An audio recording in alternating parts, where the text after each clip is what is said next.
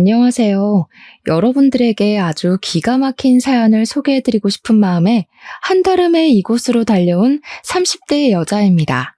제가 진짜 이 이야기를 어떻게 풀어내야 할지 정말 결혼 기간 동안 사건, 사고가 단 하루도 끊임없이 일어났기 때문에 제 머릿속도 뒤죽박죽입니다.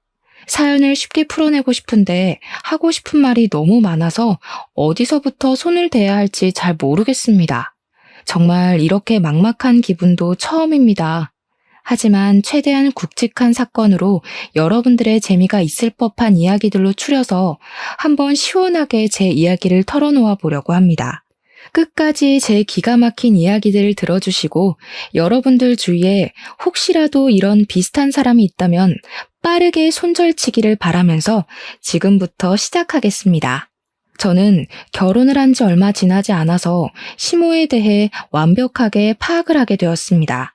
사실 알고 싶지 않은 부분까지도 시모가 하나하나 알려주었기에 어쩔 수 없이 습득하게 된 부분이라고나 할까요?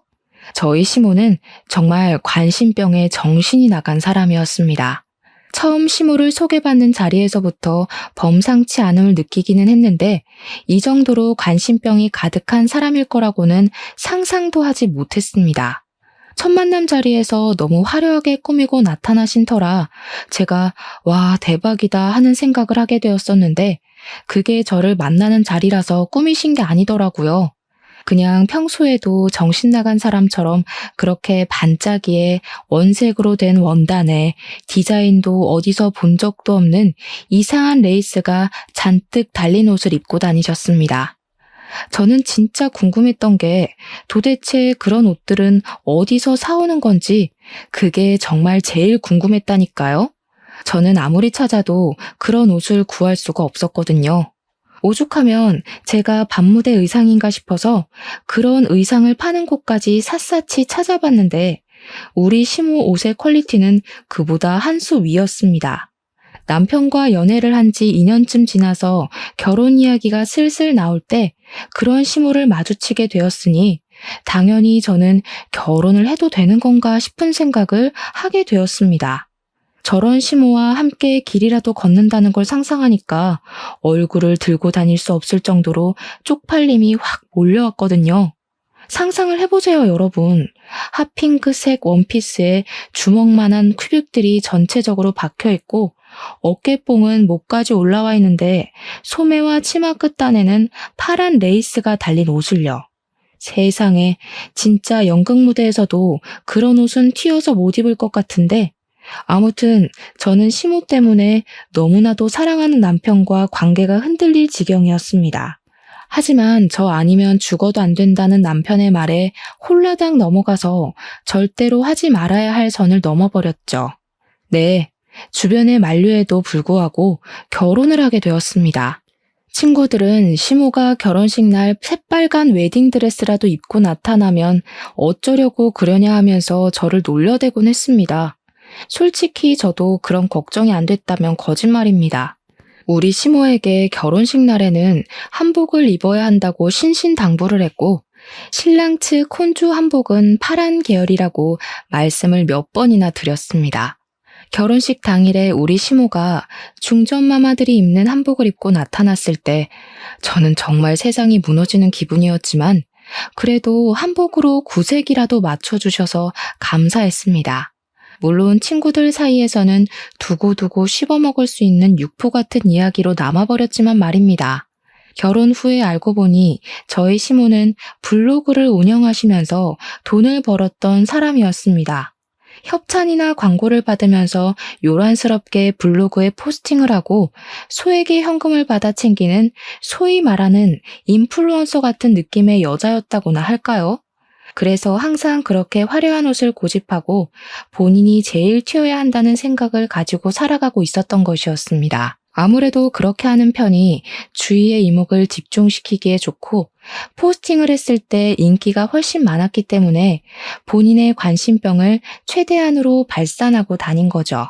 저는 젊은 사람들만 그런 일을 하는 줄 알았는데 시모가 진짜 인기가 꽤 많았는지 블로그에 방문하는 사람들도 한둘이 아니라 하루에 몇백 명, 천 몇백 명을 찍는 사람이었습니다. 댓글들에 시모 보고 추하다고 욕을 하는 사람들도 있었지만 대부분은 시모의 그런 파격 행보를 응원하고 용기를 얻고 간다는 사람들이었습니다. 시모의 어깨는 나날이 치솟았는데 우리 시모에게 아주 큰 시련이 들이닥치게 되었습니다. 무분별하게 돈을 받고 아무 글이나 대충 써서 올리는 바람에 시모가 엄청나게 키워왔던 블로그가 재질을 먹고 영구적으로 사용할 수 없게 되어버린 것입니다. 그 뒤로 시모는 사이트에 전화를 하고 항의를 하고 블로그를 돌려달라고 있는 힘껏 떼를 쓰면서 매달렸지만 개인의 부탁을 그리 쉽게 들어주겠습니까? 당연히 시모는 아무것도 돌려받을 수 없었고 열이 받는다면서 전혀 다른 사이트에서 다시 한번 SNS 인플루언서 활동을 하기 시작했습니다. 워낙 시모가 특이한 행색을 하고 있다 보니까 사람들이 시모를 알아보고 모여들기 시작했고 방문자 수는 금방 되찾을 수 있게 되었습니다. 사람들이 몰려들었으니까 우리 시모가 무슨 짓을 또 했을까요? 네. 상상하시다시피 또 물건을 팔기 시작했습니다. 이번에는 운영하던 SNS가 이전만큼 큰 곳이 아니다 보니까 시모가 더 마음대로 날뛰기 시작했고 불량품이 가득한 가전부터 시작해서 인증되지 않은 식품을 팔았습니다. 불량품을 팔고 환불을 안 해주는 것은 물론이고요. 인증되지 않은 식품 때문에 알레르기가 나거나 탈이 난 사람들이 한두 명이 아니었습니다. 그 사람들이 당연히 누구한테 따져 물었겠습니까? 시모한테로 연락이 쏟아졌지만 시모는 물건을 판 돈만 받아 챙기고 사후 관리를 하나도 해주지 않았습니다. 본인도 다른 업체를 통해서 물건을 팔았던 것이라고 하면서 본사를 통해서 연락을 하라며 나몰라라 하게 된 것입니다. 피해를 입었다는 사람들 한둘이 아니었고 그 사람들이 전부 시모에게 화를 내며 소송을 걸었습니다. 시모는 순식간에 피의자가 되었습니다. 소송을 당한 뒤에 과대 광고 및 불량품을 판 혐의로 벌금까지 물었는데도 불구하고 시모는 전혀 반성의 기미가 보이지 않았습니다. 물건을 판매하고 얻는 수익이 얼마나 되는지 아냐며 저와 남편에게 훈계를 하기까지 했고요. 별의별 사이트를 통해서 물건을 팔아치우기 시작했습니다. 밀려드는 주문에 시모의 휴대폰은 쉴 틈이 없을 정도였고 당연히 시모는 집안 살림에서 완벽하게 손을 떼고 사치품을 모으는 데에만 집중을 했습니다. 그런데 우리 시모가 법에서 얼마나 자유로운 사람처럼 굴었는지 글쎄 물건을 떼다 팔고 장사를 하면서 사업자 신고도 한 번 안 하고 돈만 챙긴 겁니다. 사겠다는 사람이 늘어날수록 현금 영수증을 끊어달라, 신용카드로 결제할 수 있게 해달라 하는 요구가 늘어났지만 시모는 모르쇠로 일관을 했습니다. 제가 시모에게 사업자 신고를 하는 게 좋지 않겠냐고 했더니 그러면 세금을 내야 하지 않느냐며 절대로 그런 방법으로는 돈을 벌 수 없다고 하더라고요. 한마디로 벌금으로 수백만 원을 내고도 정신 못 차리고 탈세를 하고 있었던 것이었습니다. 일부 고객들의 항의가 심해지고 시모에게 현금 영수증을 끊어달라고 요청을 했다가 차단을 당한 사람들이 또 한마음 한뜻으로 공정거래위원회에 고발을 한 겁니다. 당연히 국세청에서 시모의 자금에 대한 신고를 받고 조사를 하기 시작했고요. 몇 번이 아니라 몇 년 동안 탈세를 한 것이 밝혀지고 말았습니다. 당연히 세금을 거둘 수 있는 빌미가 생겼으니 국세청에서도 시모에게 벌금 내놔, 세금 내놔 하지 않았겠습니까? 한두 번이 아니라 몇 년치의 세금을 때려 맞다 보니까 시모에게 정말 어마어마한 벌금이 내려지게 되었습니다.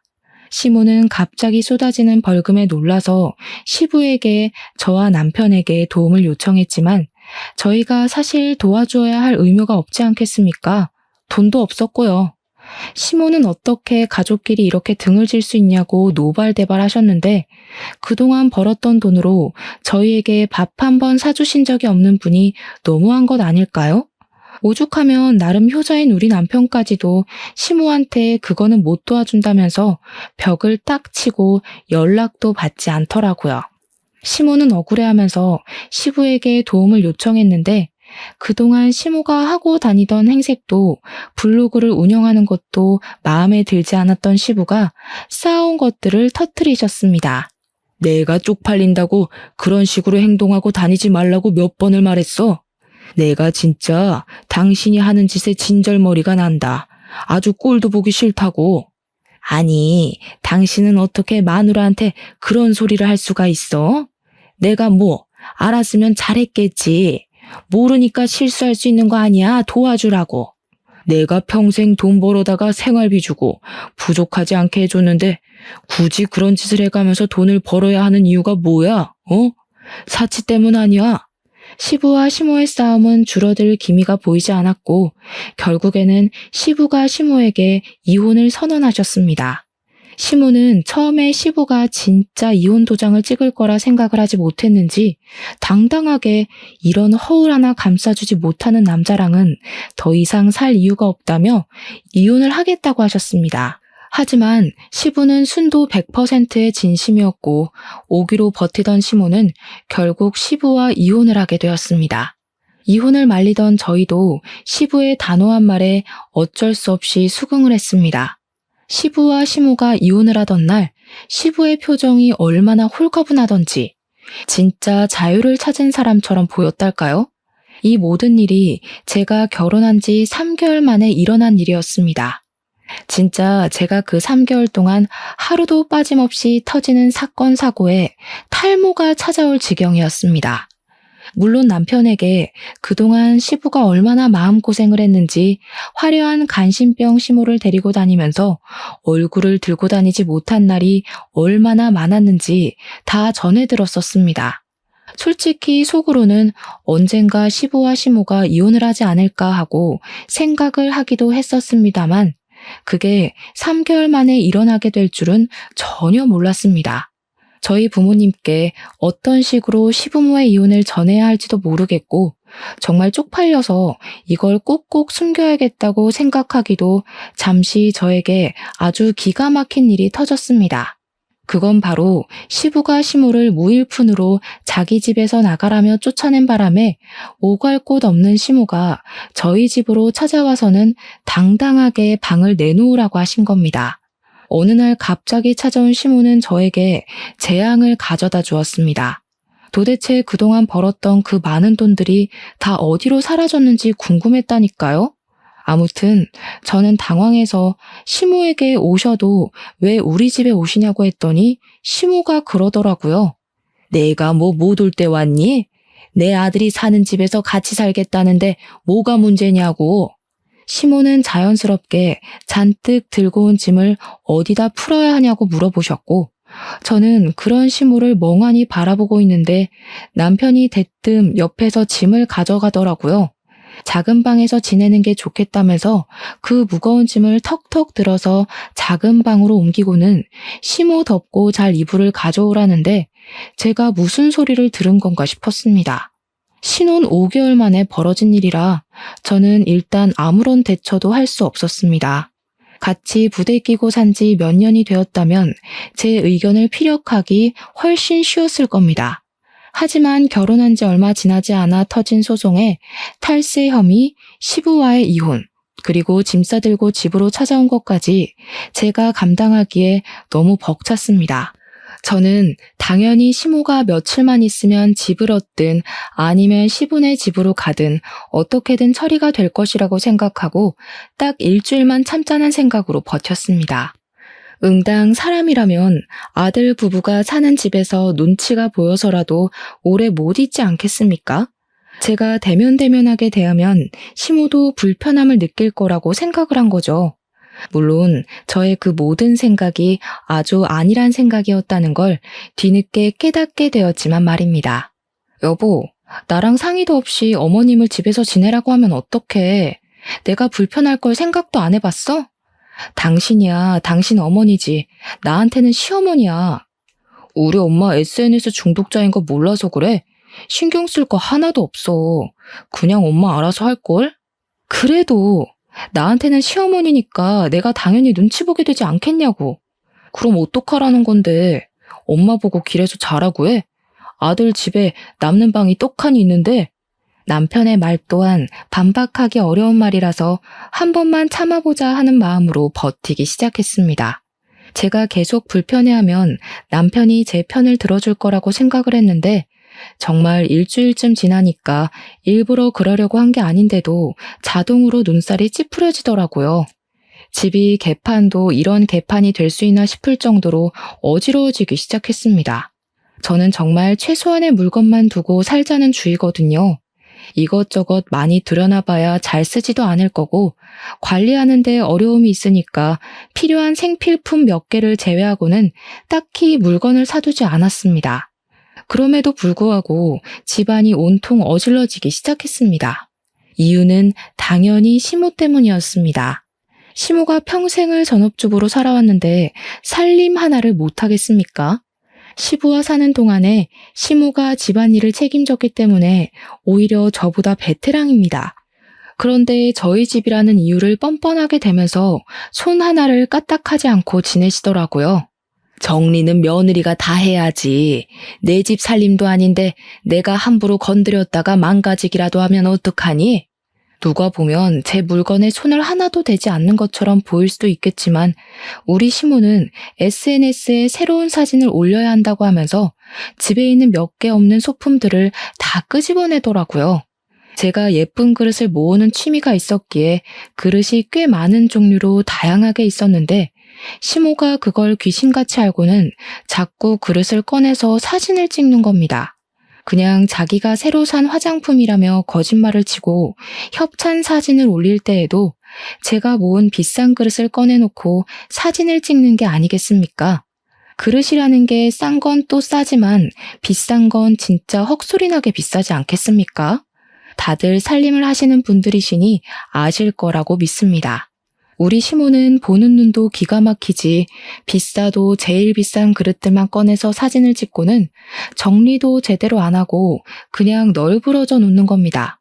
그러다가 잘못 건드려서 깨지기라도 하면 어쩌려고 그러는지 한정판 브랜드 그릇들만 꺼내서 자랑하듯이 사진을 찍는데 왜 SNS에 잘 사는 사람들만 보이는지 알겠더라고요.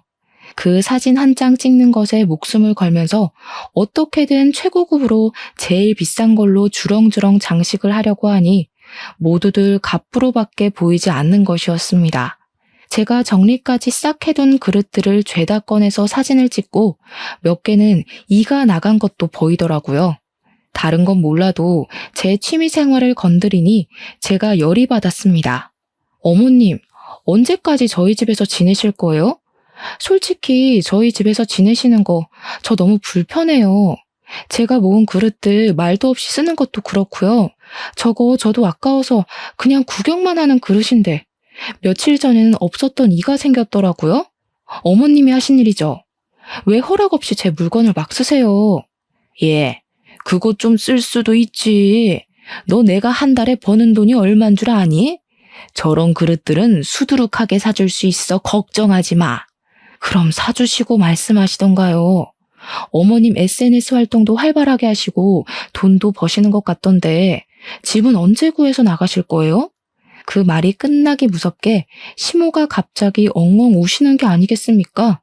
저는 처음에 너무 당황스러웠습니다. 눈물만 뚝뚝 흘리시는 게 아니라 엉엉 소리를 내서 우셨거든요. 물론 그것 또한 자기가 불리한 상황이 들이닥치니 저절로 나오게 된 생활 연기라는 걸 나중에 알게 되었습니다. 그때는 꿈에도 몰랐었어요. 그게 연기인지.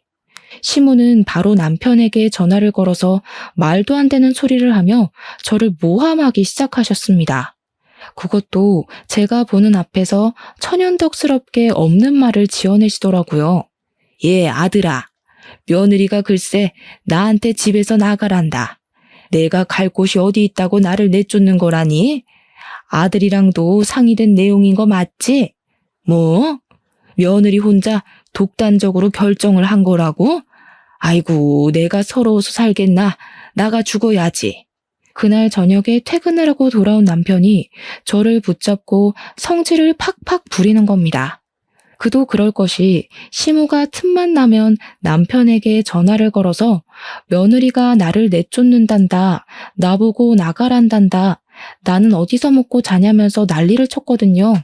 우리 엄마 보고 집 나가서 살라고 했어? 어떻게 우리 엄마한테 그런 소리를 할 수 있냐? 우리 엄마가 불쌍하지도 않아? 돈도 잘 버시는 것 같은데 집 언제 구하실 거냐고 물어본 거야. 나가라고 한 적 없어. 그리고 불쌍? 눈치 보면서 하루 종일 집 치우는 나는 안 불쌍하니? 너한테나 너네 엄마지. 우리 엄마가 만약 이런 상황이었으면 사위 눈치 보여서 집에 찾아오지도 않았을 거야. 남편과 제가 냉전을 하게 되면서 시모는 제가 한풀 꺾인 것이라고 생각을 했는지 더욱더 날 뛰어다니기 시작하셨습니다. 인플루언서 생활을 하면서 알게 된 친구들이 한둘이 아니더라고요. 그 친구들이랑 무슨 술을 그렇게 허구한 날 마셔대는 건지 아들 집에서 산다는 자각이 없으신 것 같았습니다. 술을 마시고 뭐 밤 10시, 11시에 들어오면 저도 시모가 스트레스 풀러 나가는구나 하고 말겠죠. 근데 매번 새벽 2, 3시에 들어오시는 게 아니겠습니까? 도대체 친구분들도 뭘 하시는 분들인 건지, 그 시간이 되도록 집 밖에 싸돌아다닌다는 게 말이 됩니까? 그것도 나이도 지긋하신 분들이. 더 기가 막힌 건 말입니다. 우리 시모의 술버릇이 고성방가를 지르는 것이랍니다. 집에 와서 새벽 2, 3시에 샤워를 하면서 노래를 불러대는데 오죽하면 아파트 경비실에서 안내방송이 나오더라니까요. 새벽에 샤워를 하면서 노래를 부르는 일을 멈춰달라고 말입니다. 제가 남보기 부끄러워서 얼굴을 들고 다닐 수가 없었습니다, 정말. 저도 다음날 출근을 해야 하는 사람인데 시모가 매번 고성방가를 질러대니 잠이나 푹 자겠습니까? 남편은 한 번 자면 업어가도 모르는 사람이라 푹 잘만 자더라고요. 그것도 너무 짜증나고 괘씸하게 느껴졌습니다.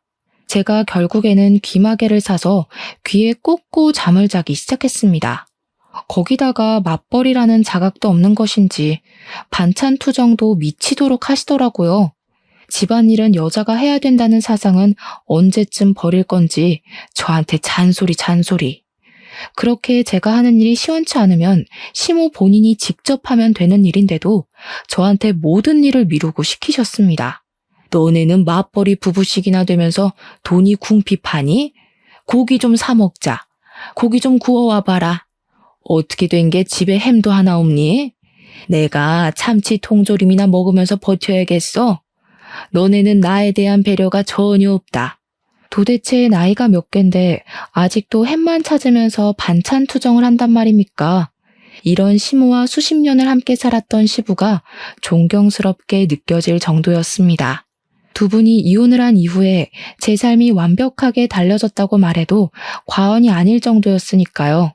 저는 그날 이후로 항상 냉장고에 햄과 소시지를 사다 놓기 시작했고 언제든지 시모가 간단하게 먹을 수 있는 반찬들을 구비해야 했습니다.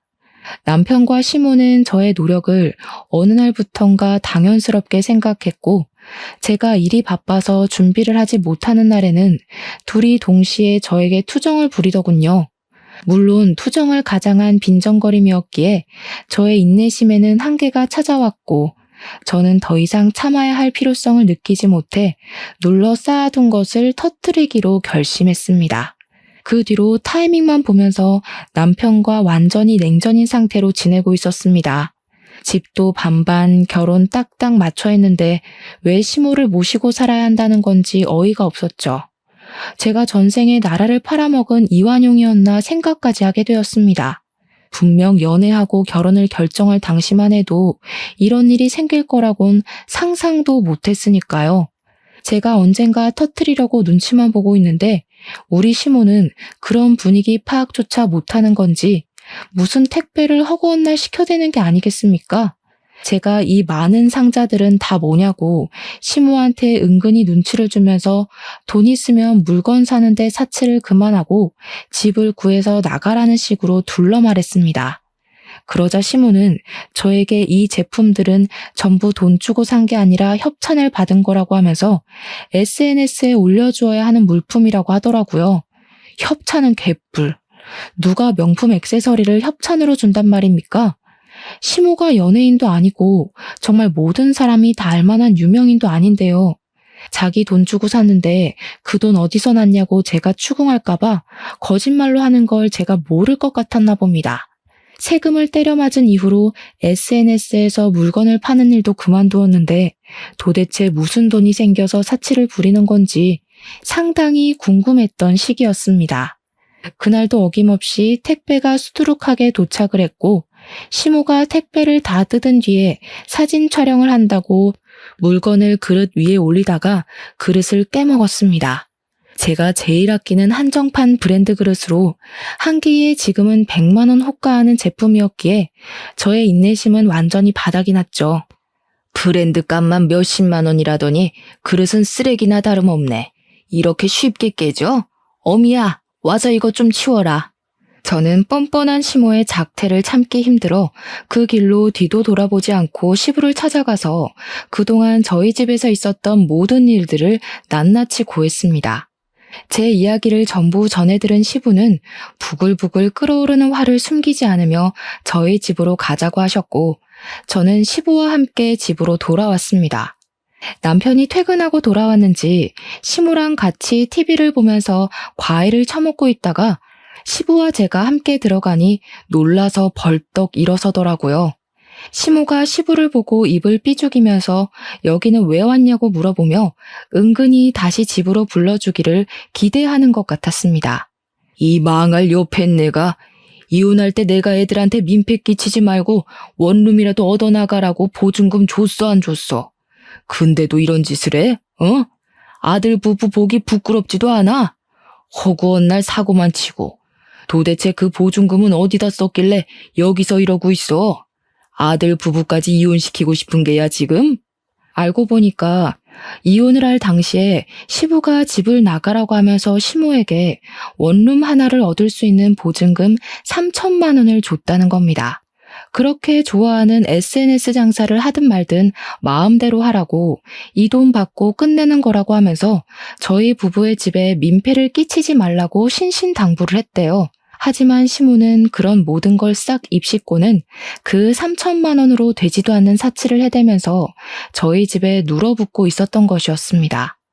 시부가 저희 집에 와서 제가 앓던 속까지 시원하게 긁어주시는데 시모가 당황한 건지 뭔지 아무 말도 하지 않고 가만히 있더라고요. 시부가 당장 나오라고 끌고 가려고 하는데 시모가 저를 표독스럽게 째려보면서 화를 내는 게 아니겠습니까? 이거 완전히 여유가 따로 없네. 내가 며느리를 잘못 봐도 한참 잘못 봤어. 곰인 줄 알았더니 꼬리 9개 달린 구미호잖아. 뭐라고요? 그게 지금 며느리한테 하실 말씀이세요? 저는 어머님이 왜 이혼당했는지 이제야 정확히 알겠네요. 이 인연이 뭐가 어쩌고 어째? 시엠이 무서운 줄 모르고 지금 뭐라고 한 거니? 내가 이혼을 당한 게 아니라 이혼에 협의를 한 거야. 누구한테 년년거리는 거예요? 우리 집에 와서 어머님이 한 게 뭐가 있어요? 청소를 한번 해줬어요? 빨래를 한번 해줬어요? 제 그릇 깨먹고 저보고 치우라고 하셨잖아요. 우리 집에 와서 어머님이 산 짐들 좀 보세요. 산더미예요, 산더미. 도대체 저 커다란 운동기구는 사진 한번 찍고 하지도 않을 거면서 왜 산 거예요? 갖다 팔아버려요. 제가 그동안 쌓아두었던 속갯말을 전부 쏟아내자 시부는 옆에서 제 말을 거들면서 저 정신 나간 옆했네 하면서 같이 화를 내주셨습니다. 시부가 든든하게 제 편을 들어주니까 저도 쉬지 않고 시모에게 따지고 들었는데 갑자기 제 남편이 제 등짝을 때리면서 시모 편을 드는 게 아니겠습니까? 너 지금 우리 엄마한테 무슨 말버릇이야? 너 지금 나 때렸어? 너랑은 더 이상 못 살겠다. 짐 싸서 나가. 제가 짐을 싸서 나가라고 하니까 시모랑 남편이 알박기를 시전하는 것이 아니겠습니까? 자기들이 왜 나가야 하냐면서 반반 결혼한 걸 운운하며 못 나가겠다고 하더라고요. 시부는 그런 시모를 끝까지 쫓아내려고 했지만 시모가 이미 남인 사이에 뭘 참견을 하냐면서 시부에게 당장 나가라고 되려 큰 소리를 쳤습니다. 화가 머리끝까지 난 시부는 시모와 실랑이를 벌이다가 결국 화를 참지 못하시고 먼저 시댁으로 돌아가셨고요. 저는 2대1의 싸움을 시작했습니다. 남편과 저는 네가 나가라, 아니다 네가 나가야 된다 하면서 싸우다가 결국 의견을 좁히지 못했습니다. 나는 둘이고 너는 혼자니까 네가 나가. 친정에 가면 되잖아. 반반 결혼했는데 내가 왜 나가? 아버님이 어머님한테 준 돈으로 원룸 얻어서 나가.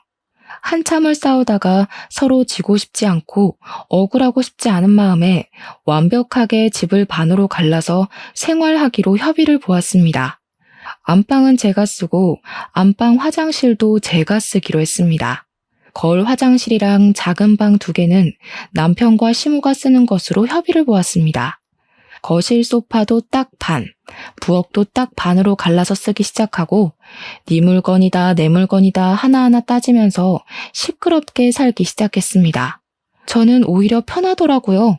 밥도 제가 먹을 것만 딱딱 준비하면 되고 제 물건을 아무도 건드리지 않으니 오히려 정리할 게 별로 없어서 좋았습니다. 그렇게 말도 안 되는 냉전 상태로 버티기를 3주쯤 지났을 때였습니다. 잠깐 편의점에 갔다가 집에 돌아갔는데 시모가 제 화장실에서 뭔가를 들고 나오는 게 아니겠습니까? 꼬투리 잡을 게 생겼다 싶어서 달려가 시모 손을 확 잡아챘더니 글쎄 손바닥에 제가 아껴 쓰는 엄청 비싼 헤어 트리트먼트 한 덩어리가 있지 않겠습니까? 얼마나 어이가 없던지. 그렇게 사치를 즐기면서 헤어 트리트먼트 살 돈은 없는 건지 싶어서 제가 비웃음을 피식 흘렸습니다. 제가 손바닥에 짜낸 트리트먼트를 덜어내고 짜증나서 제 맨머리에 발라버렸더니 시모가 기겁을 하면서 부들부들 떨더라고요. 제가 그렇게까지 치사하게 굴 줄 몰랐던 건지 시모가 어이없어 하는데 그 표정이 너무 웃겨서 진짜 통쾌할 지경이었다니까요. 제 물건에 함부로 건드리지 마시죠. 언제 남이 될지도 모르는 사이에. 말하는 싹수하고는 그렇게 치사하게 굴다가는 대머리 된다. 그건 어머님이 더 걱정하셔야 할 것 같은데. 저 머리숱 엄청 많아서 괜찮아요. 그리고 제가 치사하게 된 이유를 생각해 보시면 좋겠네요. 그 뒤로 일부러 저 보란 듯이 집에서 고기를 구워 먹지를 않나, 둘이 외식을 하고 오지를 않나, 진짜 짜증나게 굴더라고요. 참다 제가 더 이상은 이렇게 사는 게 아닌 것 같다는 생각이 들어서 남편에게 이혼을 하자고 이혼 서류를 들이밀었습니다. 제가 막상 이혼을 하자고 하니까 갑자기 남편이 그건 아닌 것 같다면서 저를 말리려고 들더라고요. 아니긴 뭐가 아니야? 이렇게 사느니 그냥 이혼하는 게 낫지. 이 정도면 네가 숙이고 들어와야 정상 아니야? 진짜 독하다 독해. 나도 할 만큼 하고 참을 만큼 참았어. 도대체 자기가 한 일이 뭐가 있다고 집에서 저 보란 듯이 고기만 구워 먹던 놈이 뭘 참았다는 건지 어이가 없었습니다. 이혼을 하자고 선언한 이후에 저희는 눈도 마주치지 않게 되었는데 우리 관심병 말기 환자인 시모가 글쎄 SNS에 요즘 유행하는 거라며 강아지를 하나 데려온 게 아니겠습니까? 요즘 뭐 반려동물을 데리고 키우는 모습을 보여줘야 댓글이나 조회수가 늘어난다고요. 책임도 지지 못할 강아지를 키우겠다는 겁니다. 저 진짜 졸도해버리는 줄 알았습니다. 갑자기 개를 키우겠다고 하니까 당연히 정신 나가지 않겠습니까? 거기다가 이 개가 시모를 닮아도 쏙 빼닮은 겁니다. 조금만 해가지고 이를 드러내면서 하루 종일을 컹컹 짖어대는데 더 이상은 못 살겠다 도망가자 싶었습니다. 하지만 여러분, 제가 이대로 그냥 도망가면 되겠습니까? 최고의 복수를 하고 뒤도 돌아보지 않고 떠나기로 결심했습니다. 저는 고민 끝에 어떤 복수를 할까 생각하다가 언젠가 전해 들었던 반려동물로 부부싸움을 했다는 사연을 떠올리게 되었습니다. 그 사연으로 말할 것 같으면 남편이 거미랑 뱀 이런 걸 키워서 와이프랑 이혼을 하게 된 이야기로 기억하고 있었는데 저도 뱀이나 거미를 키워야겠다고 마음을 먹은 것입니다. 그래서 파충류들을 파는 전문숍에 가서 둘러보는데 제가 또 그런 걸 별로 안 좋아해서 그런지 미치도록 징그러워서 엄두가 안 나더라고요. 거기다가 먹이도 벌레랑 개구리 같은 걸 줘야 한다고 하는데 제가 또 벌레를 엄청나게 무서워하거든요. 그래서 뱀이랑 거미를 포기를 하게 되었습니다. 한번 입양을 하면 평생을 키워야 하는데 제가 뱀과 거미를 책임질 자신이 없었습니다. 펫숍 직원분이랑 엄청나게 머리를 맞대고 고민을 한 결과 바로 앵무새를 키우기로 결정을 내렸습니다. 직원분께서 추천을 해주셨는데 앵무새가 똑똑하기도 엄청 똑똑하고 말도 잘하고 시키는 것도 반복 학습을 하다 보면 잘 해낸다고 하는 게 아니겠습니까? 머릿속에 앵무새와 함께 사는 그림이 마구마구 그려지면서 제대로 된 복수를 할 수 있을 것 같다는 생각이 들었습니다. 앵무새를 입양한 이후 방에서 혼자 앵무새에게 시모의 사진을 보여주면서 말을 연습시켰습니다. 처음에는 제대로 해내지 못하던 앵무새가 글쎄 3일이 딱 지나니까 시모 사진만 봐도 큰 소리로 욕을 하기 시작하더라고요. 그래서 보란 듯이 거실 제 소파 자리 옆에다가 앵무새의 집을 설치했습니다. 시모는 제 앵무새를 보더니 별짓 다 한다면서 깔깔거리면서 비웃더라고요. 제가 발끈하려던 그 순간 갑자기 앵무새가 시모를 보면서 소리를 꽥 질렀습니다. 썩을 년, 저 썩을 년, 썩을 년, 저 썩을 년. 제가 시모의 사진을 보여주면서 연습을 시킨 보람이 드디어 빛을 발하게 된 것입니다. 앵무새가 시모를 향해서 고개를 까딱이며 썩을년 하니까 시모의 표정이 딱딱하게 굳어서는 앵무새한테 저게 지금 뭐라고 하는 거냐며 분노를 금치 못하더라고요. 제가 썩을년이라고 할 때마다 간식을 주었더니 저에게 간식을 달라고 날갯짓을 하는데 어찌나 속이 시원하고 귀엽던지. 바로 앵무새에게 간식을 전해주면서 시모에게 웃으면서 말했죠. 동물도 원래 좋은 사람, 나쁜 사람 구별한다고 하잖아요. 그 이후에 또 사이다 같은 일이 펼쳐졌습니다. 저희 시모가 약간 탈모가 있으시거든요. 그래서 제 헤어 트리트먼트도 몰래 가져다 쓴 거였고요. 하지만 유전자의 힘이 워낙 강하지 않겠습니까? 저희 남편 또한 탈모의 증상이 서서히 나타나고 있었고 앞머리부터 벗겨지기 시작하더라고요. 30대 후반의 나이가 되니까 바닥에 떨어지는 머리카락의 양도 늘어나고 M자 탈모가 눈에 띄게 진행이 되고 있어서 남편은 병원에서 탈모약을 처방받아서 먹고 있었습니다. 물론 저는 그 사실을 다 알고 있었으니 남편이 예민하게 생각하는 머리카락을 가지고 복수를 해야겠다 결심을 했습니다. 일부러 남편이 퇴근하는 시간에 맞춰서 앵무새를 집안에 풀어다 놓았고 이번에도 역시 간식을 주면서 남편의 머리채를 뜯는 연습을 시켰습니다.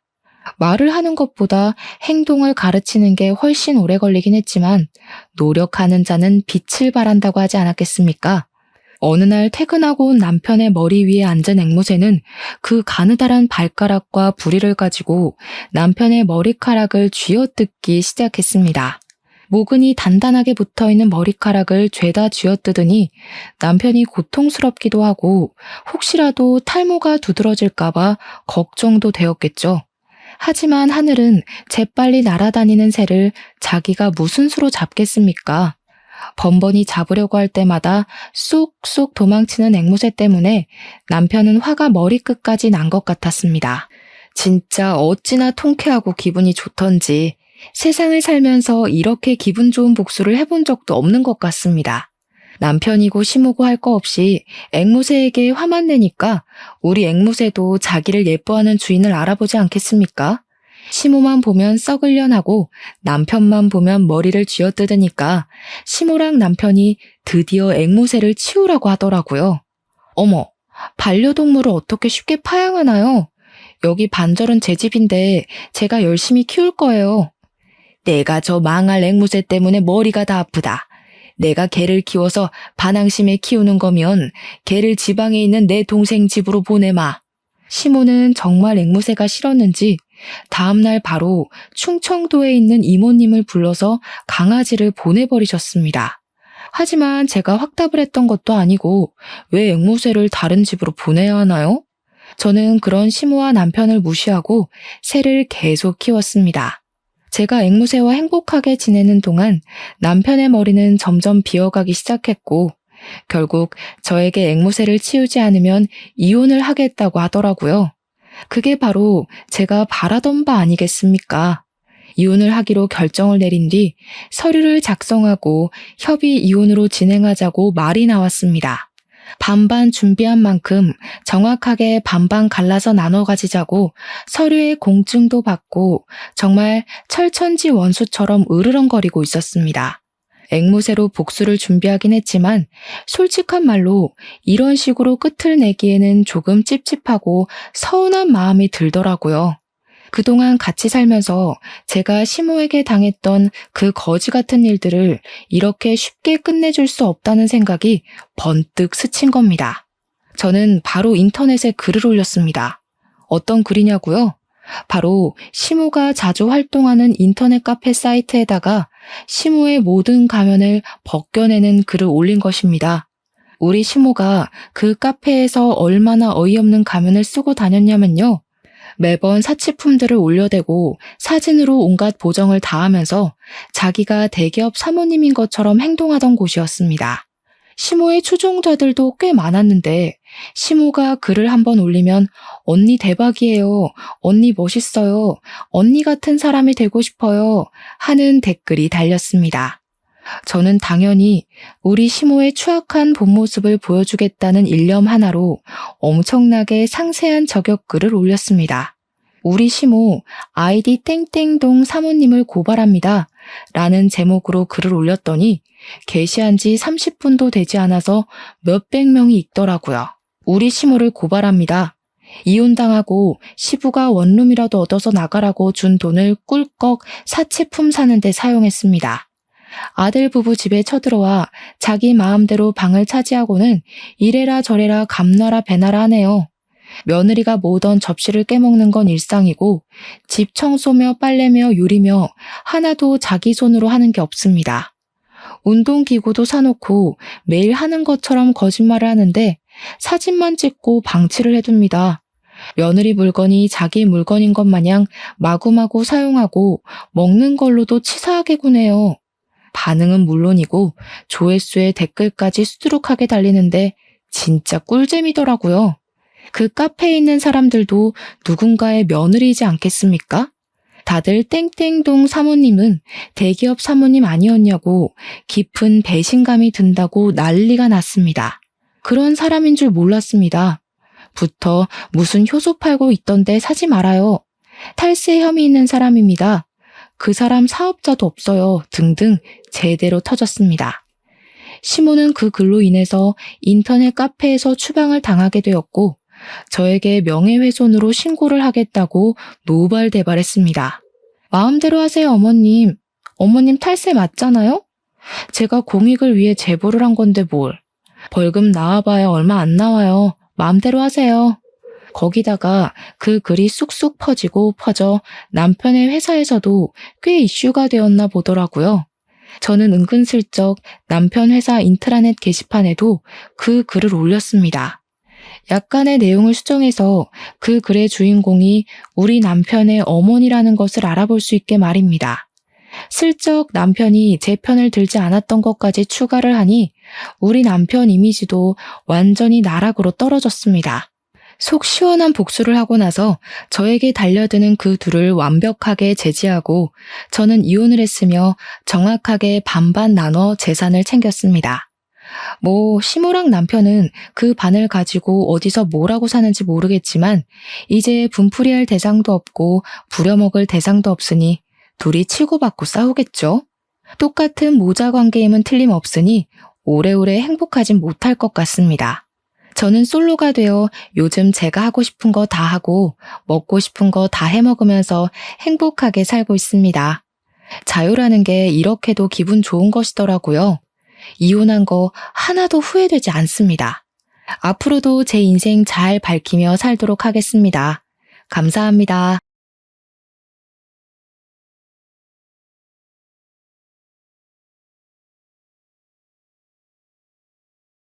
안녕하세요. 저는 수도권에서 사는 30대 여성입니다. 항상 여기 사연을 듣기만 했는데 저도 사연을 보내려니 무슨 말부터 시작해야 할지 모르겠네요. 사실 얼마 전에 정말 끔찍한 사건을 하나 겪었거든요. 아직도 그때 생각하면 심장이 두근거리고 손이 떨리지만 이제는 그 일에서 벗어나고자 어렵게 컴퓨터에 앉아 사연을 보내려고 합니다. 비록 그리 횡설수설하더라도 넓은 마음으로 이해 부탁드려요. 먼저 본격적인 이야기를 하기에 앞서 우리 집 이야기를 해야 할 듯합니다. 저희 아빠는 제가 태어나기 전부터 할아버지의 사업을 물려받아 전자부품 제조회사를 운영했어요. 아빠는 회사를 키우는데 청춘을 바쳤고 그 결과 작년 기준 직원 수는 100명, 연매출은 150억 정도 나옵니다. 엄마는 아빠 회사의 사무실 업무를 담당하고 계세요. 저는 수도권의 4년제 대학교 영어 영문학과를 졸업하고 처음에는 아빠 회사에서 일하려고 했지만 돌아다니기를 좋아하고 한 곳에 진득히 있지 못하는 성격이라 회사 생활은 너무 지루하고 재미없을 것 같았습니다. 무슨 일을 해볼까 고민하다가 어릴 때 꿈인 스튜어디스가 되어보고자 항공사에 지원했는데 서류는 항상 붙었지만 면접에서는 자꾸 떨어지더라고요. 1년 정도 도전하다가 계속 안 돼서 결국 포기하고 지금은 학원 영어 강사로 근무 중입니다. 그리고 사실 저에게는 가족이 하나 더 있는데 바로 1살 많은 오빠예요. 오빠와 저는 제가 7살까지는 같이 살았습니다. 하도 어린 시절이라 기억이 가물가물하지만 어릴 적 사진을 보면 저는 항상 오빠의 손을 잡고 다녔고 오빠는 저를 다정스럽게 쳐다보며 잘 놀아주었어요. 행복만이 가득할 것 같은 우리 집에 오빠가 학교에 입학한 해의 추석 명절날 비극이 닥쳤습니다. 수도권에 살던 우리는 우리 집과 가까운 친할머니 집에 있다가 전라도에 사시는 외할머니 집에 가기 위해 고속버스 터미널에 갔어요. 원래 명절 때마다 터미널에는 사람이 붐볐지만 그 해는 유난히 사람이 많아 아빠는 오빠를, 엄마는 내 손을 꼭 붙잡고 이동하다가 사람들에게 휩쓸려 오빠가 아빠의 손을 놓쳐버렸습니다. 아빠가 바로 오빠의 이름을 불렀지만 오빠는 증발한 것처럼 사라져버렸어요. 그 뒤로 한동안 저는 친할머니 집에 있고 부모님은 오빠의 행방을 찾으러 몇 년 동안 전국 각지를 돌며 다녔지만 오빠의 머리카락조차 발견되지 않았습니다. 오빠가 실종되고 우리 집은 몇 년간 초상집이었어요. 웃음소리도 대화 소리조차도 없었고 그저 눈물과 한숨 소리로만 가득했습니다. 부모님이 저에게 화를 내거나 무섭게 하시지는 않았지만 부모님의 얼굴에는 그늘이 가득했었고 저는 그런 부모님께 투정이나 어리광 한번 부리지 못하고 자랐어요. 그렇게 5년 정도가 지났습니다. 부모님은 여전히 슬픔에 잠겨 있었고 저는 왜인지 모르게 자주 배가 아프고 무엇보다 두통이 심했어요. 동네 내과 소아과에서는 큰 이상이 없다고 했지만 저는 많이 아프고 힘들어서 친구들과 놀지도 못했습니다. 그래서 대학병원까지 가서 검사한 결과 우울증 진단이 나왔어요. 부모님은 그 결과를 듣고서는 아들도 잃고 딸까지 잃을 뻔했다면서 펑펑 우셨습니다. 그리고 그날 이후로는 부모님이 점차 달라지셨어요. 항상 무표정으로만 계시던 두 분이 제 앞에서는 항상 웃으셨고 매주 주말마다 놀이공원, 상황이 안 되면 집 앞 공원에라도 나가서 함께 시간을 보냈습니다. 여전히 부모님은 오빠를 잃은 슬픔이 크긴 했지만 적어도 제 앞에서는 이전처럼 눈물이나 한숨을 보이지 않으셨어요. 이런 부모님의 노력 끝에 저는 우울증을 극복하고 다시 밝게 살 수가 있었습니다. 물론 아직도 제 마음에는 오빠를 잃은 아픔이 있기는 했지만요. 아무튼 무사히 대학교까지 졸업하고 학원 영어 강사가 되었고 친구가 소개팅을 해줘서 남편을 만나 결혼도 했습니다. 남편은 홀어머니를 모시고 사는 외동아들이에요. 저의 시어머니는 요양원 원장님이시고 상당히 직설적으로 말하는 성격이십니다. 처음에 제가 인사를 갔을 때도 제 직업에 대해서 들어보시고는 그깟 강사가 벌면 얼마나 버냐고 하시던 분이세요. 그래도 저에게 설거지, 제사, 김장과 같은 일을 시키시지도 않았고 부당한 요구를 하시는 분은 아니시기에 크게 불편하지는 않았습니다. 남편도 저는 물론 친정 부모님께도 정말 잘했으며 집안일도 잘 도와주었어요. 결혼 후 남편과의 관계도 돈독했고 저도 강사로서 어느 정도 입지를 다지며 남부럽지 않은 신혼생활을 즐기고 있었습니다. 다만 아빠의 회사 근처에 비슷한 업종의 회사가 새로 생겨서 매출이 조금 줄어들기는 했지만 그래도 큰 타격을 입을 정도는 아니었어요. 그러던 어느 날이었습니다. 아빠의 생신을 앞두고 평일에는 다들 일하느라 한자리에 모이기 힘드니 주말에 같이 점심을 먹으며 아빠의 생신 파티를 하기로 했어요. 그런데 미리 약속했던 날 아빠와 친한 거래처 사장님의 딸이 결혼식을 하는데 제 결혼식 때도 오셨던 사장님이시라 안 갈 수가 없다고 하셔서 어쩔 수 없이 점심 약속을 저녁으로 미뤘습니다. 아빠는 결혼식을 다녀오고 저녁에 가족끼리 만났는데 아빠가 큰 고민이 있어 보이셨어요. 저는 걱정이 돼서 결혼식장에서 무슨 일 있었냐고 물었더니 아빠가 하는 말이 결혼식장에서 오빠와 닮은 사람을 만난 것 같다고 하시는 게 아니겠어요? 저와 엄마는 깜짝 놀라 무슨 소리냐고 한번 자세히 좀 말해달라고 했습니다. 결혼식장에서 진혁이와 아주 똑같이 생긴 사람을 봤어. 대충 겉으로 봤을 때는 지금 진혁이의 나이인 30대 초반에서 중반 정도 되어 보이고 내 젊을 때랑 아주 똑같이 생겼었어. 오늘 나와 같이 간 회사 사장님이 그 젊은 친구가 나랑 너무 닮아서 그런데 혹시 아는 사이냐고 물어볼 정도였다니까. 그럼 한번 가서 나이와 이름을 물어보지 그러셨어요. 나도 그러고 싶었지. 그런데 예식장에는 사람이 너무 많아서 정신이 하나도 없더라고. 그래서 피로 현장에서 찾아봤는데 그냥 갔는지 안 보였어. 나중에 거래처 사장한테 아는 사람이냐고 한번 물어봐야겠어. 아이고, 내 정신 좀 보게. 오늘 내 생일 축하해 주려고 왔는데 김서방 앞에서 이런 이야기나 하고 말이야. 내가 미안하네. 아닙니다, 장인어른. 생신날 잃어버린 아들을 찾게 된다면 더할 나위 없이 좋은 최고의 선물이죠. 정말 그분이 우리 다은이의 친오빠였으면 좋겠어요. 그럼 저도 형님이 생기고 너무 좋을 것 같아요. 아빠는 남편의 말에 정말 그랬으면 좋겠다고 하며 이해해줘서 고맙다고 말씀하셨습니다. 그리고 아빠의 생신인 월요일이 되었어요. 저는 점심시간쯤에 아빠에게 생신 축하드린다고 전화를 드렸습니다. 그런데 아빠의 목소리가 떨리고 좋지 않았어요. 무슨 일이 있나 싶어 어디 편찮으시냐고 물었더니 아빠가 지금 너무 놀랄 일이 있어서 그런다고 하며 이따가 퇴근길에 밤늦게라도 잠시 집에 오라고 하셨습니다.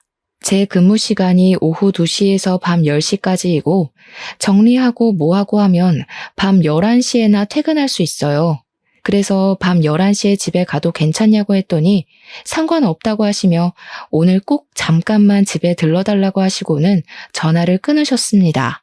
아빠의 목소리를 들으니 무슨 안 좋은 일이 있나 싶어 걱정되어 엄마에게도 전화했는데 엄마는 전화를 받지 않았어요. 그날은 부모님 걱정에 어떻게 하루 강의를 마쳤는지 모르겠습니다. 어찌어찌 수업을 마치고 강의를 마치자마자 원장 선생님께 양해를 구하고 바로 집으로 달려갔어요. 집에 갔더니 부모님은 눈물을 흘리셨는지 눈이 벌겋고 팅팅 부어 있었고 그 모습을 본 저는 깜짝 놀랐습니다. 다은아, 놀라지 마. 진혁이를 찾은 것 같아. 너의 오빠 찾았다고. 아빠의 말에 저는 심장이 쿵 내려앉는 것 같았습니다. 너무 기쁘기도 하고 이게 도대체 무슨 상황인가 싶어 일단 차근차근 말해달라고 했어요. 아빠는 거래처 사장님 딸의 결혼식장에서 본 젊은 사람이 오빠라는 확신이 들었다고 합니다. 그래서 오늘 출근하자마자 거래처 사장님께 전화해서 사실 어릴 때 잃은 아들이 있는데 하객으로 온 한 젊은 친구가 아빠의 젊은 시절과 너무 닮아서 혹시나 해서 물어본다고 했어요. 그 말을 들은 순간 거래처 사장님은 누구를 찾으려는지 알 것 같다고 하며 오빠의 현재 직장을 알려주었다고 합니다. 알고 보니 오빠는 아빠 회사 근처에 새로 생긴 비슷한 업종의 회사 개발팀 팀장이었어요. 거래처 사장님이 오빠가 다니는 회사 사장님의 번호를 알려주셔서 아빠가 바로 사장님께 전화했고 오빠를 닮은 젊은 사람의 나이와 이름을 알 수 있는데 나이는 현재 오빠의 나이와 같은 35살이고 이름은 오빠의 이름과 같은 이진혁이었습니다. 이 사실을 안 것이 점심시간 즈음이었고, 점심시간이 지난 후 아빠는 바로 그 회사로 달려가 봤지만 아쉽게도 오빠는 지금 다른 지방으로 출장 중이라 볼 수 없었어요. 하지만 사원증으로 사진은 볼 수 있었는데 사진을 보니 오빠라는 확신이 들었다고 합니다. 아빠는 회사 사장님으로부터 어떻게 오빠가 이 회사 직원으로 있을 수 있는지 그 이야기를 듣게 되었어요. 사장님은 지금 회사를 차리기 전에 다른 회사에서 부장으로 있었고 오빠는 신입사원이었습니다. 그 당시 오빠는 배우려는 열정도 가득하고 항상 열심히 하려고 해서 당시 부장이었던 사장님 눈에는 참 인상 깊었다고 해요. 그 뒤로 종종 같이 저녁을 먹으며 살아온 이야기를 했는데 오빠는 보육원에서 살다가 성인이 되어 자립금을 받고 시설에서 나와 직업 전문학교에서 이쪽 일을 배웠다고 했습니다. 사장님은 힘들게 살아온 오빠가 안쓰러워 더 잘 챙겨주고 기술을 하나라도 더 알려주려고 했다고 해요. 그러다가 사장님이 우연한 기회에 자신의 회사를 차릴 수 있었는데 함께 일할 직원을 구하다가 오빠가 생각나 개발팀 팀장으로 스카우트했다고 했습니다. 이 말을 들은 아빠는 눈물을 흘렸고 사장님은 오빠의 연락처를 알려주며 한번 연락해서 만나보라고 했다고 해요. 저는 부모님의 이야기를 듣고 드디어 오빠를 찾았다는 생각에 기쁘기도 하고 얼떨떨하기도 했습니다. 집에 가서 남편에게 오빠를 찾았다고 이야기하니 남편도 어떻게 이런 우연이 있냐고 하며 매우 잘 됐다고 했어요. 그리고 그 주 주말, 오빠와 우리 가족이 드디어 한자리에 만났습니다. 엄마는 오빠의 뺨을 어루만지며 드디어 우리 아들을 만났다고 눈물을 흘렸고 오빠 역시 너무 보고 싶었다고 하며 펑펑 울었어요. 그리고 오빠는 저를 보더니 매일 울기만 하고 코나 질질 흘리던 그 꼬맹이가 벌써 이렇게 커서 결혼까지 했냐고 했습니다. 우리 가족의 모습을 본 남편도 옆에서 눈물을 흘렸어요. 오빠는 지금 우리 집과 그다지 멀지 않은 곳에서 살고 있었기에 우리는 앞으로도 종종 모이기로 약속했습니다. 남편 역시 오빠에게 매형이 생겨서 너무 기쁘다고 하며 앞으로 자주 만나 함께 술도 마시자고 했어요. 그 뒤로 남편은 오빠와 종종 둘이서만 만나 함께 저녁도 먹고 술도 마셨습니다. 그러다가 술을 너무 과하게 마시면 남편은 저한테 혼난다며 오빠 집으로 가서 잠도 자곤 했어요. 그럴 때마다 저는 술 먹고 집에 안 들어오는 남편을 향해 바가지를 긁었지만 오빠는 매제 아침에 해장까지 시켜서 잘 보낼 테니 남편 너무 혼내지 말라고 했습니다. 저와는 달리 부모님은 오빠와 남편이 형제처럼 잘 지내는 것 같아 너무 보기 좋다고 흐뭇해 하셨어요. 그렇게 2년 정도가 지났습니다. 아빠는 이제 연세가 있으셔서 회사 운영하는 데 많이 힘들어 하셨어요. 아빠는 같이 일도 하고 앞으로 회사를 물려받을 수 있을 정도로 믿을 만한 사람이 필요하다고 했습니다. 직원들도 있었고 회사 간부도 있기는 했지만 아빠는 그 사람들이 회사를 운영해 나가기에는 적합하지 않다고 생각하셨어요. 그래서 아빠는 오빠가 아빠의 회사로 오기 바랐지만 오빠는 지금 있는 회사의 사장님께 죄송해서 이직하기 어렵다고 했습니다. 이 모든 상황을 들은 남편은 장인어른의 건강이 걱정된다며 회사에 들어가서 일을 도와드리고 싶다고 했어요. 그런데 남편은 전공이 전혀 다른 쪽이고 아빠 회사는 아무래도 기계를 직접 조작하고 다뤄야 하는 일이라 처음부터 하나하나 배워야만 했습니다. 저는 남편에게 아빠 회사로 들어가면 하나부터 열까지 다 배워야만 하는 상황이라 힘들 수도 있다고 했지만 남편은 솔직히 지금 다니는 회사에는 희망이 없어 보인다며 아빠의 회사로 들어가서 기술을 배우고 싶다고 했어요. 아빠도 남편에게 회사로 들어오면 힘들 것이라고 했지만 남편은 생각이 아주 확고했고 결국 남편은 아빠의 회사에 입사하게 되었습니다. 남편은 정말 열심히 했어요. 거의 매일 자정까지 일하며 기계 조작하는 것을 배웠고 주말에도 회사에 갔습니다. 저는 너무 힘들게 일하는 남편이 안쓰러워 몸도 생각해가며 일하라고 했지만 남편은 지금 빨리 일을 배워야 한다며 그 누구보다 열심히 했어요. 그러나 회사 사람들은 남편을 인정해주지 않았습니다. 일부러 남편 앞에서는 전문 용어를 써서 남편이 하나도 못 알아듣게 하고 회사 내의 중요한 일도 남편에게 말해주지 않는다고 해요. 남편은 그 사람들에게 인정받으려면 빨리 일을 배워야 한다고 하며 이 악물고 정말 열심히 일했습니다. 아빠도 그런 남편의 모습을 아주 좋게 보셨고 아직은 남편이 회사에서 일을 맡아서 할 정도는 아니지만 조금 더 있으면 회사에 큰 도움이 될 수 있을 것 같다며 칭찬을 하셨어요.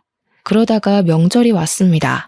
원래 시댁이 우리 집에서 1시간 거리라서 한 달에 한 번꼴로 시댁에 갔었는데 남편이 아빠 회사로 들어가고 나서는 거의 넉 달 만에 시댁에 간 상황이었어요. 시어머니는 오랜만에 본 남편을 보며 한숨을 푹 쉬셨습니다.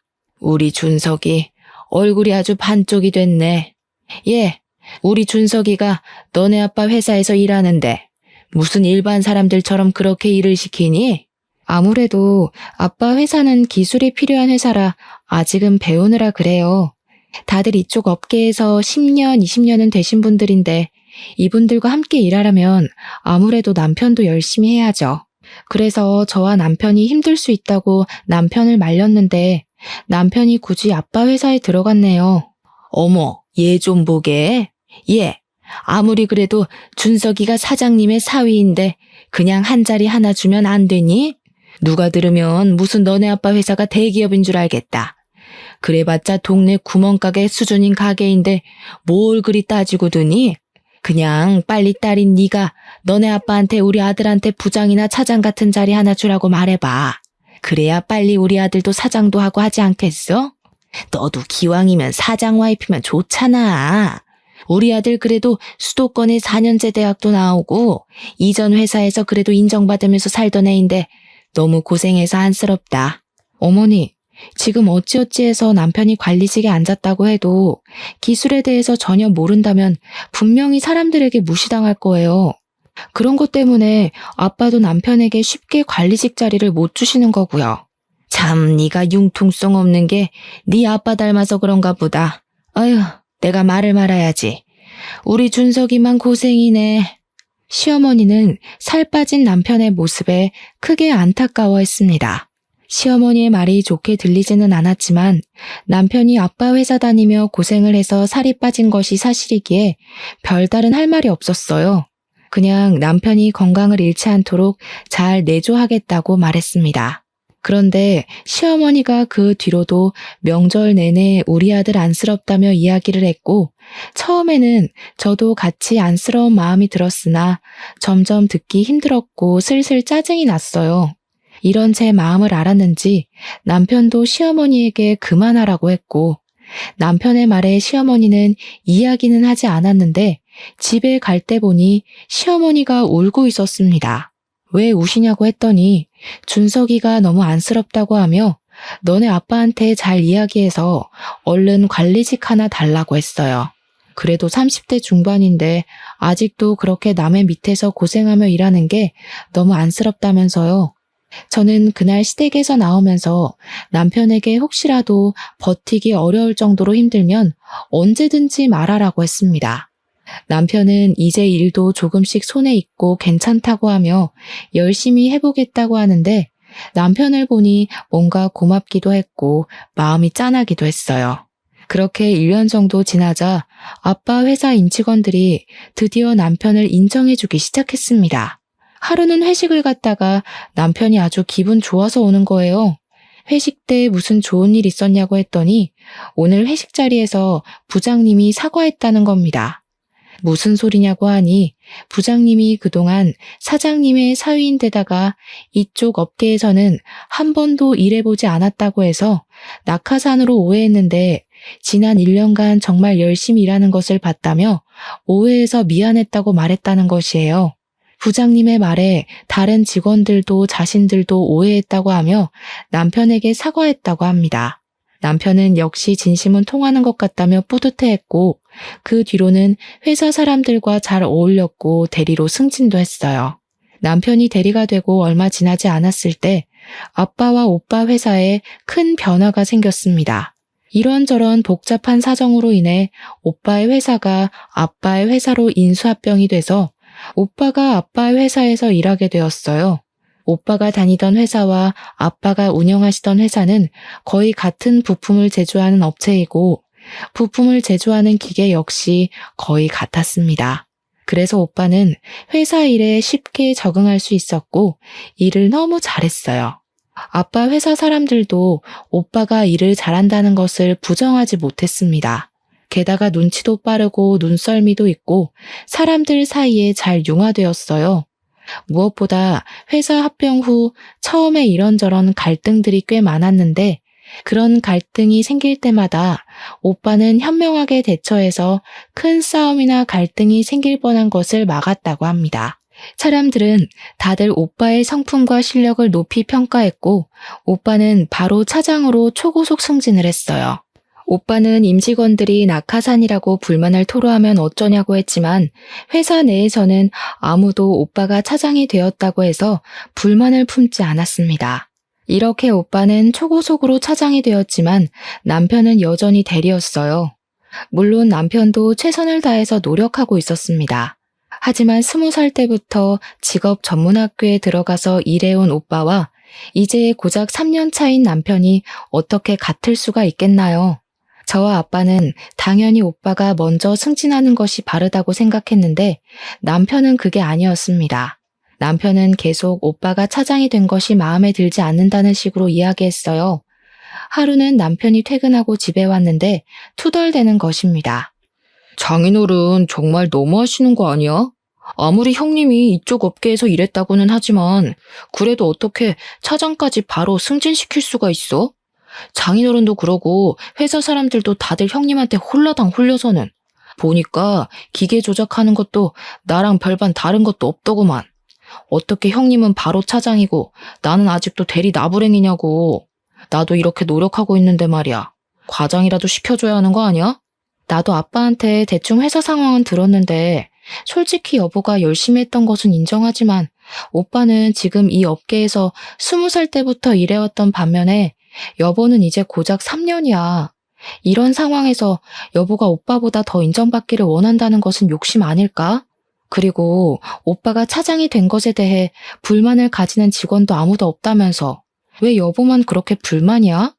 솔직히 나는 기계 어떻게 조작하는지 어떤지 아무것도 모르기는 하지만 그래도 아빠와 회사 직원들이 다들 인정했다면 여보보다 오빠가 더 실력이 있다는 뜻 아닐까?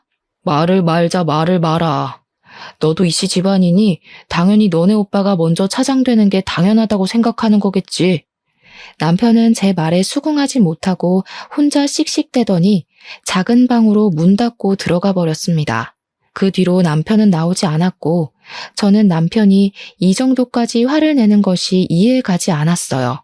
그렇게 밤이 되고 저는 혼자 큰 방에서 잠을 잤습니다. 잠을 자다가 새벽에 목이 말라 거실로 나왔는데 남편이 누군가와 통화 중이었어요. 저는 이 새벽에 누구와 통화 중인가 싶어서 몰래 엿들었는데 대충 대화 내용을 들어보니 시어머니와 통화를 하고 있었습니다. 남편은 시어머니에게 우리 아빠의 회사를 물려받아 사장 자리에 한번 앉아볼 생각으로 왔는데 갑자기 형님 그러니까 우리 오빠가 등장하는 바람에 일이 다 틀어졌다고 말을 했어요. 그러면서 우리 오빠가 나타나지만 않았어도 자신이 승승장구해서 사장까지 됐을 텐데 이렇게 찬밥 신세가 된 것이 억울하다며 오빠가 콱 죽었으면 좋겠다고까지 말했습니다. 시어머니는 남편의 말에 화가 잔뜩 난 듯했고 우리 아빠에 대해 좋지 않은 이야기까지 하는 듯했어요. 이 이야기를 들은 저는 너무 충격이었습니다. 남편이 갑자기 아빠의 회사에서 일한다길래 저는 정말 아빠를 돕고 싶어서인 줄로만 알았는데 사장 자리까지 생각한 줄은 몰랐어요. 게다가 오빠 때문에 자신이 사장을 못할 것 같은 상황이 되자 오빠가 죽었으면 좋겠다고까지 말하는 것이 충격이다 못해 섬뜩했습니다. 저는 방문을 열려다가 남편의 목소리가 너무 격양되어 있어서 일단 못 들은 척하고 다시 조용히 큰 방으로 갔어요. 저는 이 상황을 어찌해야 할지 몰라 밤새 고민을 하다가 남편이 출근한 후 바로 아빠에게 전화했습니다. 아빠는 안 그래도 저에게 할 말이 있어서 전화하려고 했다고 했어요. 사실은 말이다. 김서방이 요새 회사 내의 소문이 정말 안 좋아. 자신이 사장님의 사위라서 회사를 물려받을 것이라고 하며 회사 사람들에게 갑질하고 회사 사람들을 무시하고 다닌다더구나. 게다가 새로 들어온 사무실 여직원이 있으면 자신이 이 회사 사장이 될 것이라고 하며 따로 만나서 밥 먹고 술 먹고 하나 봐. 요새 김서방 집에는 일찍 들어오니? 아니요, 거의 매일 일해야 하느라고 늦게까지 일했어요. 여전히 밤 11시나 돼야 집에 와요. 근데 매일 회사 사람들과 밥을 먹으면서 반주한다고는 했어요. 그래서 저는 일하고 밥을 먹으면서 간단히 한잔하고 오는 줄 알았어요. 야근은 무슨, 매일 칼퇴근하고 있어. 아마 사무실 여직원이랑 같이 밥 먹는 것 같아. 어찌됐건 나는 김서방에게 회사 경영을 절대 맡기지 않을 것이고 회사 관리직으로 앉힐 생각도 없어. 아무리 가족이라고 해도 가족과 회사는 엄연히 다른 거야. 네가 서운해하지 않았으면 좋겠구나.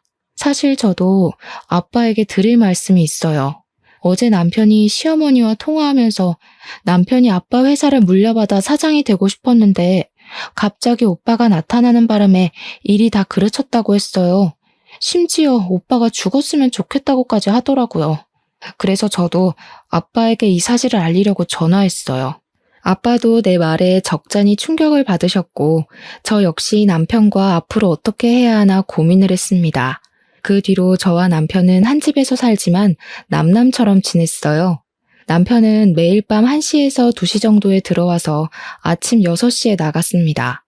남편과 대화를 해보려고 해도 집에 오면 바로 작은 방에 문을 닫고 들어가 버리고 저랑은 눈도 마주치지 않으려고 해서 대화조차 할 수가 없었어요.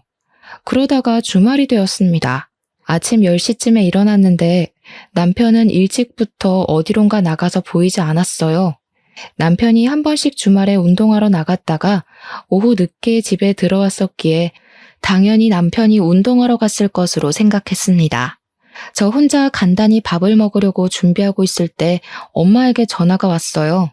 겉절이랑 남편이 좋아하던 갈비찜도 하고 밑반찬 몇 개 했다고 하시며 아빠와 함께 집에 잠깐 들려도 되겠냐고 하셨습니다. 저는 지금 남편 없으니 집에 오시라고 했어요. 잠시 후 엄마와 아빠가 갈비찜에 겉절이에 밑반찬을 한가득 들고 오셨습니다. 부모님은 집에 오시자마자 냉장고 앞으로 가셔서는 냉장고에 반찬들을 하나하나 넣어주셨어요. 그러고 있는데 밖에서 비밀번호 누르는 소리가 들렸습니다. 저는 당연히 남편인 줄 알고 현관으로 갔는데 남편과 시어머니가 함께 서 있었어요. 시어머니는 저를 보자마자 뺨을 때렸습니다. 내가 저번 명절 때 분명히 말했지? 너네 아빠한테 말해서 얼른 관리직이라도 한 자리 달라고 말이야. 아니 지금 너네 아빠 회사에 다닌 지 몇 년이 됐는데 아직도 대리 나부랭이가 뭐니? 너네 오빠인가 뭔가 하는 사람은 들어온 지 한 달 만에 차장 달았던데. 솔직히 너네 아빠 너무한 거 아니냐? 아빠도 다 생각이 있으셔서 그렇게 하시는 거죠. 아무리 그래도 그렇지 이렇게 막무가내로 오셔서 갑자기 제 뺨을 때리시는 건 너무하신 거 아니에요? 뭐가 너무해? 나 지금 너 머리채도 잡고 싶은 거 간신히 참고 있다. 아니 도대체 그깟 구멍가게에서 왜 그리 관리직 자리를 안 줘? 지금 당장도 우리 아들 사장 자리에 앉혀놓으면 잘할 텐데 왜 우리 아들을 못 믿고 그렇게 노예처럼 부려먹냐고. 그리고 네 오빠라는 사람은 솔직히 몇십 년 만에 만났으면 남남 아니야? 네 오빠라는 사람한테는 한 달 만에 차장 자리 주고 3년 가까이 일한 우리 아들은 아직도 대리이고 이게 말이 된다고 생각해? 손을 놓쳐서 사라졌으면 평생 죽은 듯이 살았어야지. 왜 갑자기 나타나서는 우리 아들 앞길을 방해하고 난리야? 에이, 그냥 보육원에서 죽어버리지. 시어머니는 우리 아들이 아직도 대리인 게 말이 되냐며 이거는 명백한 차별이라고 소리를 고래고래 질렀습니다.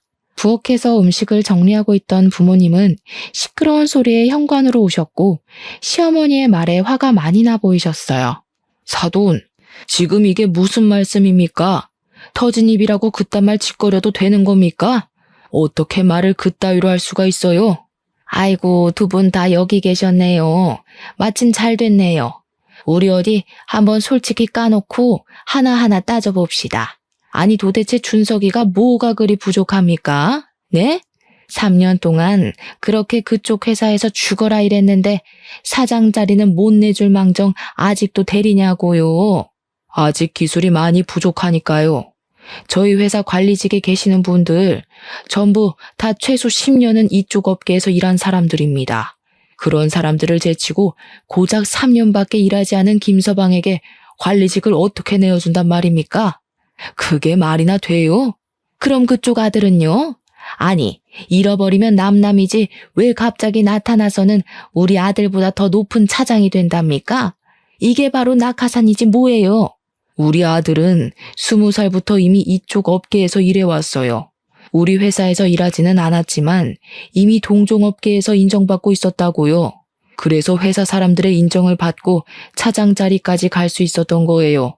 그리고 저도 다은이도 당신 아들이 우리 회사에서 일하길 바란 적 없습니다.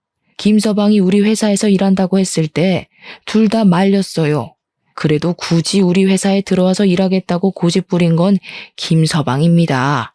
저는 한 번도 김서방에게 우리 회사 사장 자리 내준다는 말을 한 적 없고 조금만 잘하면 관리직 주겠다는 말도 한 적이 없습니다.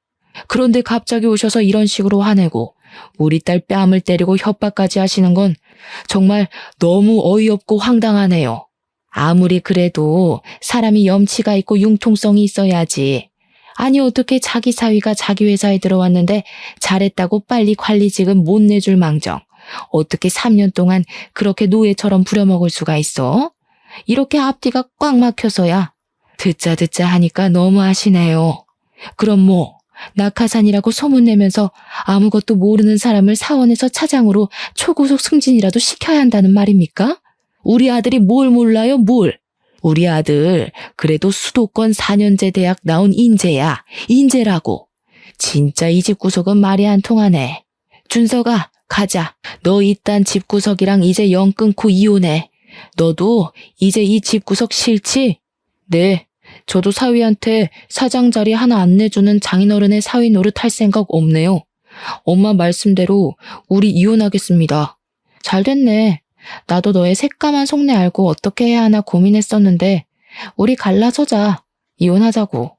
이혼하자는 내 말에 남편은 시어머니를 모시고 집에서 나갔습니다. 저와 부모님은 한참 동안 우리는 말을 잇지 못하다가 어렵게 엄마가 진짜 이혼해도 괜찮겠냐고 물었어요.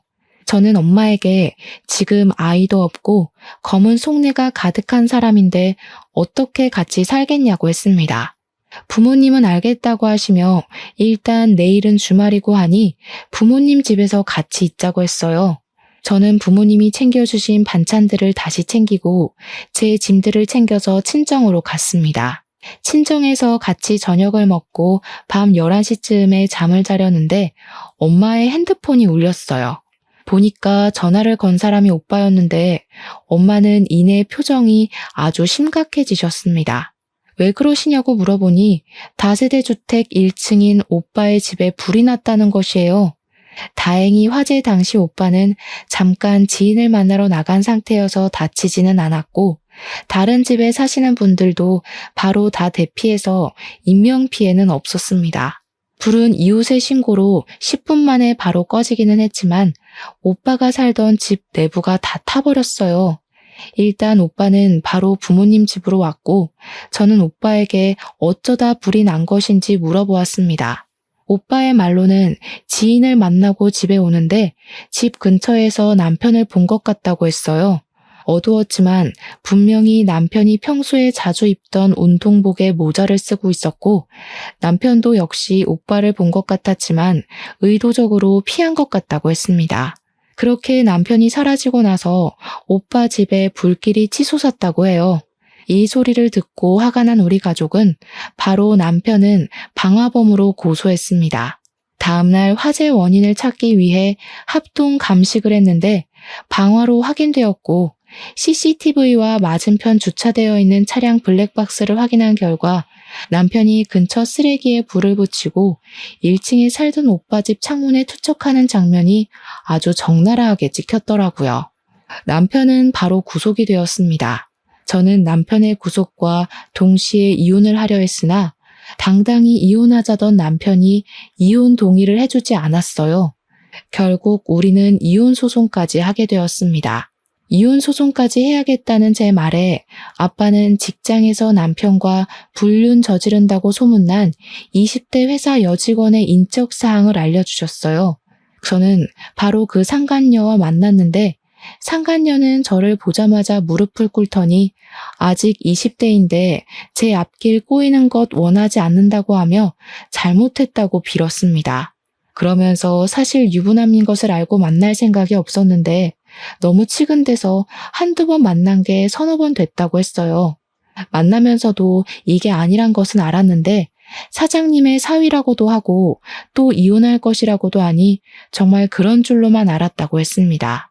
그러면서 원하시면 부모님이 계시는 지방에 내려가서 조용히 살 테니 제발 한 번만 용서해달라고 했어요.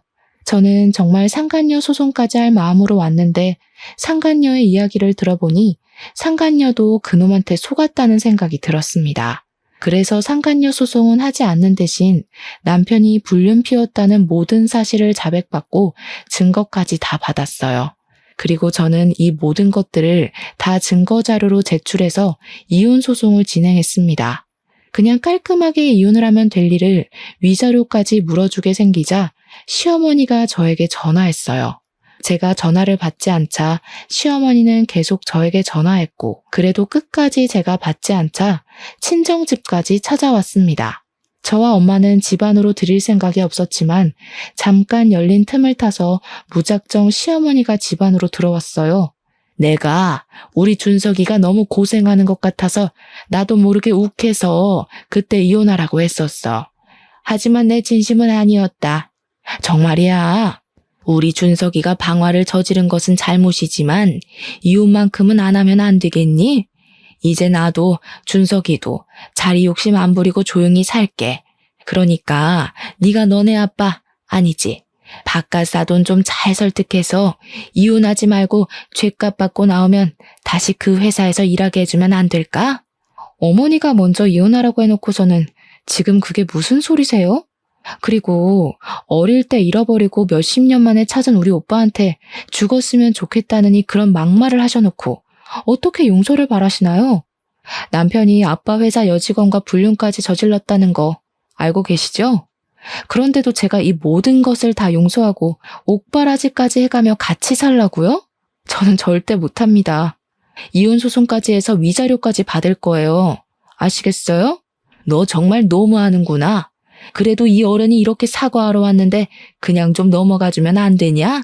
정말 융통성은 1도 없는 집구석이라니까. 뭘 잘했다고 사과를 받아줘요? 당신 때문에 어렵게 찾은 우리 아들이 죽을 뻔했는데 당신 같으면 용서가 되겠어요? 참나, 우리는 법대로 할 테니까 그만 여기서 설치고 나가요. 꼴도 보기 싫으니까. 난 안 나가. 당신들이 이혼 소송 취하해 줄 때까지 안 나간다고. 시어머니는 정말 우리 집에서 안 나갈 기세로 대자로 누워 시위했습니다. 엄마는 시어머니를 내쫓으려다가 힘에서 밀리자 어쩔 수 없이 경찰을 불렀고 시어머니는 결국 경찰들의 손에 끌려 나갔어요. 저와 엄마는 이렇게나 끝까지 막말하고 뻔뻔한 시어머니를 가만히 둘 수가 없었습니다. 생각해보니까 옛날에 시어머니 요양원에 몇 번 갔다가 얼핏 봤는데 주방 직원분들이 위생모나 앞치마를 착용 안 하고 주방 상태도 엉망이었던 것이 생각났어요. 그래서 식품위생법 위반으로 시어머니의 요양원을 신고해버렸고 그 결과 영업정지 2개월 처분을 받았습니다. 안전모 앞치마 미착용은 당연하고 썩은 과일들을 값싸게 떼어와서 면역력이 취약한 노인들에게 급식으로 먹였던 것이 다 탄로났어요. 영업정지 처분을 받은 시어머니는 바로 저에게 전화해서 쌍욕을 했고 저는 시어머니의 찰진 욕소리를 그대로 녹음해서 시어머니의 지역신문에 투고했습니다. 그러자 그곳에 부모님을 요양시킨 보호자들이 난리가 났고 요양원 직원들도 시어머니의 막말에 도저히 일을 못하겠다며 전부 퇴사해버렸어요. 그 결과 요즘 같은 고령화 시대에 보기 드물게 요양원이 폐원했답니다. 이러한 일이 있고 나서 적지 않은 시간이 흘렀어요. 저는 지금 친정 부모님과 함께 살며 친정 아빠 회사로 들어가 사무실 직원으로 일하고 있습니다. 오빠는 여전히 회사에서 인정받으며 열심히 일하고 있어요. 남편은 이혼 소송에서 패소해서 위자료를 지급해야 했고 방화죄로 징역 2년이 선고되었습니다. 그리고 요양원이 폐원되는 바람에 당장 돈벌이도 잃고 아들의 옥바라지까지 해야 할 처지가 된 시어머니는 살던 집도 팔아버리고 허름한 원룸 하나 구해서 겨우 살고 있다고 해요. 이렇게 자리 욕심에 눈이 멀었던 전 남편과 전 시어머니는 해서는 안 될 잘못을 저질러 지금 죗값을 톡톡히 받고 있습니다. 아직도 저와 부모님은 오빠의 집에 불이 난 그날을 생각하면 두 손이 벌벌 떨리고 심장이 쿵 내려앉아요. 그때 오빠가 밖에 있어서 다행이었지. 만약에 집안에 있었다면 어렵게 찾은 오빠를 다시 영원히 못 볼 뻔한 것이잖아요. 부모님이 몇십 년 만에 오빠를 찾고 나서 기쁨의 눈물을 흘린 것을 옆에서 봤음에도 이런 일을 벌인 전 남편을 저는 평생 원망하고 증오하며 살 것 같습니다. 부디 저와 제 가족이 겪는 불행은 이것으로 마무리되었으면 좋겠어요. 실종, 방화라는 엄청난 사건을 겪었으니 이제는 우리 가족에게 꽃길만 펼쳐지길 바라며 저의 사연을 마칩니다. 감사합니다.